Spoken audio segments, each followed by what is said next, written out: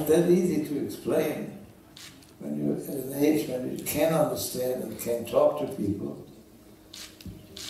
It was like a gulf that existed in my life. First of all, I was already 17 years of age when I came to the United States, so I was almost finished teenagers. I had some impressions of growing up as a child in Germany. I had lots of impressions of growing up as a child under Adolf Hitler, who came to power in 1933. And then, when I finally made it to the United States, to a completely different life and attitudes, surroundings, neighbors, and friends. So in my young life, all of these things I just mentioned, they do color your life. You get impressions of people that are around you. And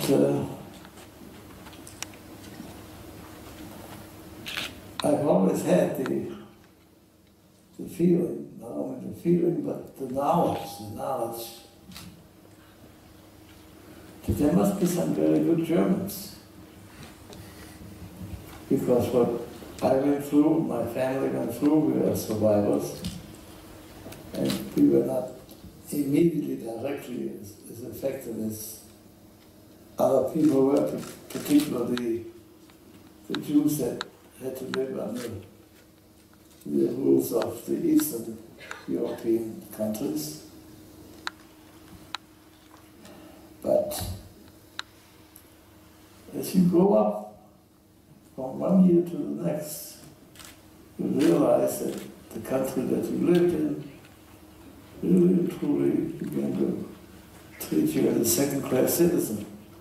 It was not so easy to explain, because as I grew up as a child, living in what we call integrated neighborhoods, my trade friends and boyfriends and girlfriends, they were all from all races and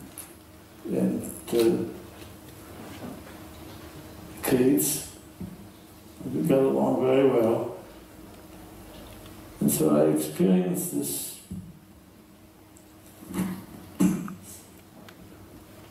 people that you were friendly with, and the children we played with, some of them suddenly turned against you. You couldn't figure out at first why that was the case. And that was only for one reason. And the one reason was, I'm a Jew. I couldn't explain at first why that would make a difference with all the Catholics and Protestant kids that I used to play with, and we used to dig up potatoes at night, do all kinds of games and what have you, but that's how you find out that some people out there think you're different. I couldn't understand that at all. I never felt different from any German child that I played with. I had to feel the difference when I started at the Realgymnasium, gymnasium, or high school, here in Germany.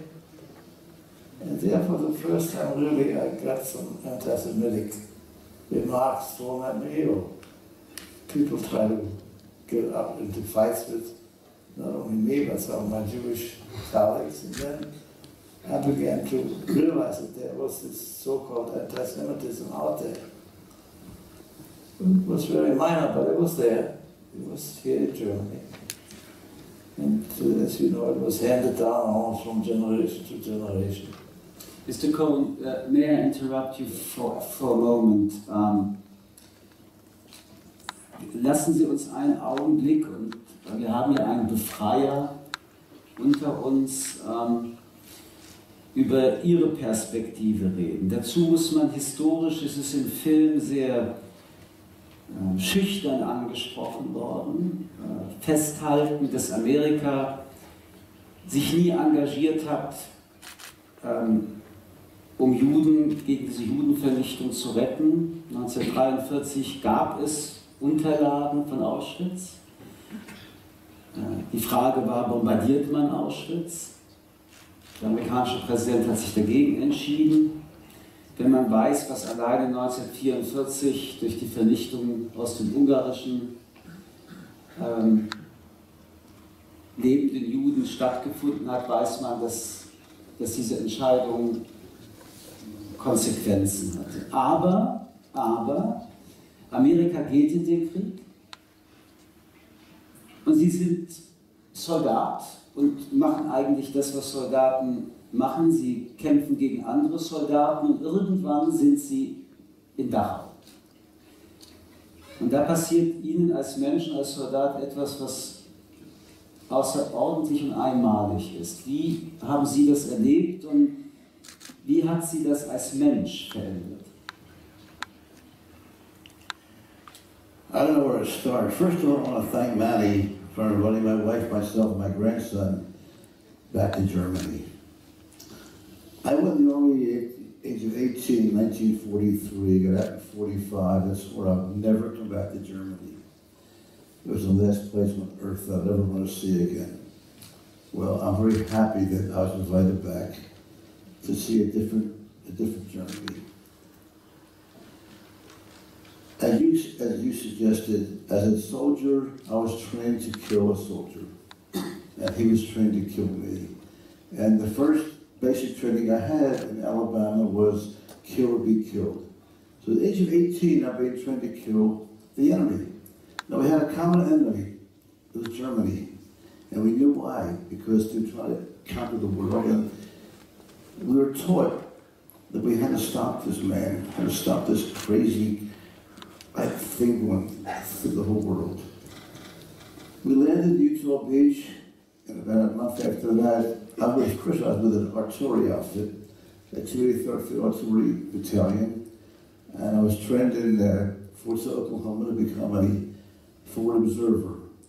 Those of you who saw the American Sniper, if you saw that, my job was more or less like his, except I had a radio and binoculars, not a gun. And my job was to go out and find the enemy and call back the coordinates to our artillery to hopefully destroy the enemy's positions. And that was my job. And we fought through France, Belgium. I'll get to your question.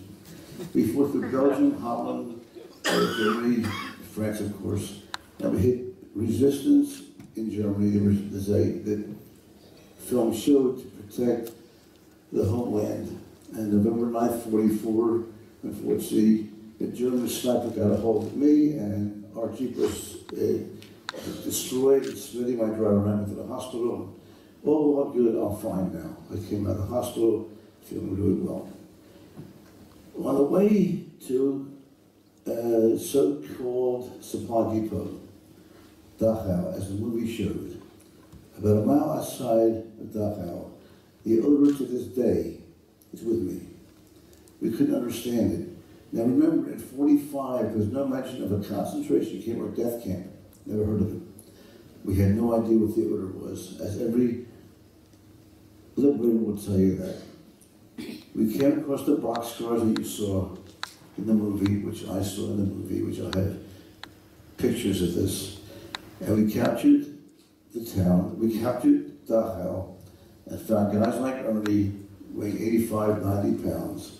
And we called troops behind us to bring food, but very soft food, like Angola type food, medicine and blankets, whatever they needed. We went on the war reserve the next week.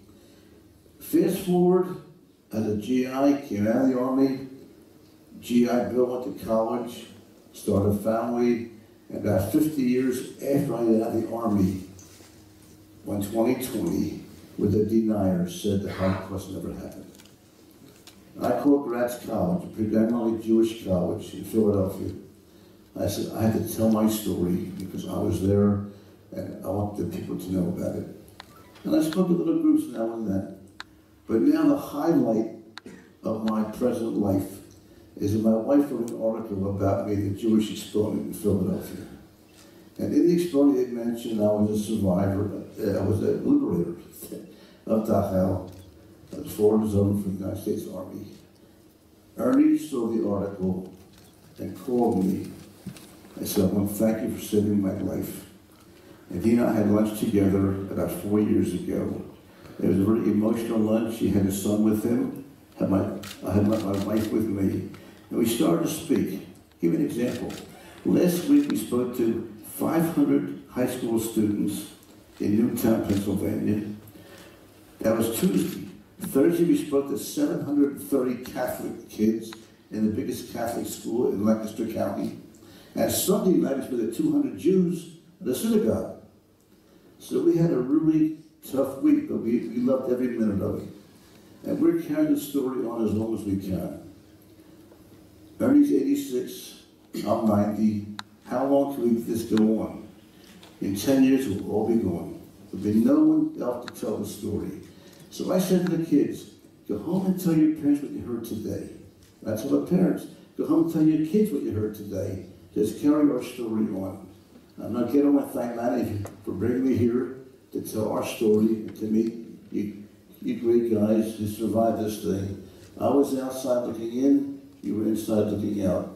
I had it easy, you had it tough. Thanks. Thank you.